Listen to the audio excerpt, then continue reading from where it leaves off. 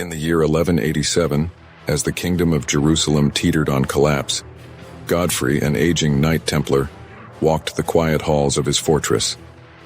The echoes of clashing steel had faded, replaced by an uneasy stillness. His steps, deliberate and heavy, carried the weight of decades spent in service to a cause that now felt as fragile as the feather in his hand. Once, his armor had gleamed with purpose, but it now rested in the armory, dulled by countless battles. Godfrey had set aside steel, seeking solace in reflection. The feather, light as air, seemed an unlikely symbol, yet it spoke of resilience. A gift from a messenger hawk, it reminded him of a strength that did not rely on force but on endurance. He paused at the training yard, where eager young knights had once sparred. Now empty, its worn ground bore silent witness to generations of warriors. Each scar on his hands told a story, vows upheld, hesitations regretted, lives forever lost.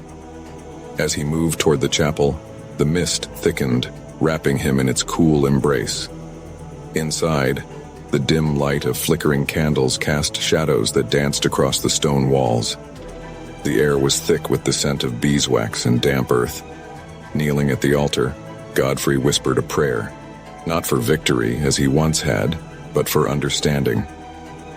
He thought of Edric, his closest friend, who had fallen in battle because of a moment's hesitation. "We'll be legends," Edric had said, his laughter bright and unguarded. But legends had not saved him, nor silenced the echoes of regret that haunted Godfrey. A creak at the chapel door broke his thoughts. Turning, he saw Thomas, a young knight, his eyes filled with uncertainty. "How will we carry on without you?" Thomas asked. His voice wavered, betraying his fear. Godfrey rose, placing a hand on the younger man's shoulder. "You will guide yourselves," he said. "Wisdom is not bound to one teacher. When the sword grows heavy, remember, true strength lies not in steel, but in understanding." In Thomas, Godfrey saw the potential for greatness, a leader shaped not by the weight of his blade, but by the depth of his choices. That evening, the younger knights gathered by the fire, their faces flickering with light and shadow. "Peace is a dream," Elias said, his voice edged with frustration. "It doesn't stop arrows or blades. My village was burned because we couldn't fight back." William, calm but resolute, replied, "And my brother died defending that line. Do you think I don't know the cost? But perhaps Godfrey asks us to fight a battle that spares others what we've endured." Thomas turned the feather over in his hands, its edges catching the firelight. "Maybe peace isn't about what we hold back," he said softly. "Maybe it's about what we refuse to lose."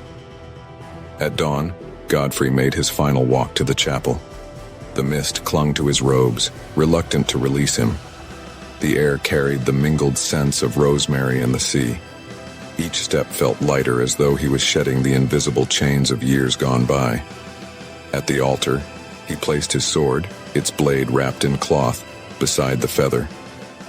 He removed his Templar ring, laying it gently next to the sword.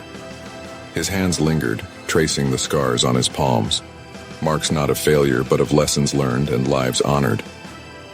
As he stepped into the courtyard, the mist lifted, revealing the gathered knights. Thomas held the feather aloft, its edges glinting in the sunlight. "We carry his strength now," Thomas said, his voice steady. "Not with steel, but with the choices we make." The knights nodded, their gazes turning toward the horizon. For the first time, they did not see a battlefield, but the promise of a future. Godfrey's journey had ended, but his legacy endured. It lived on in the hearts he had shaped, in the quiet resolve of those who now carried his lessons forward. The feather, delicate yet unbroken, remained as a testament to the enduring strength of peace, a reminder that true courage lies not in the sword, but in the wisdom to lay it down.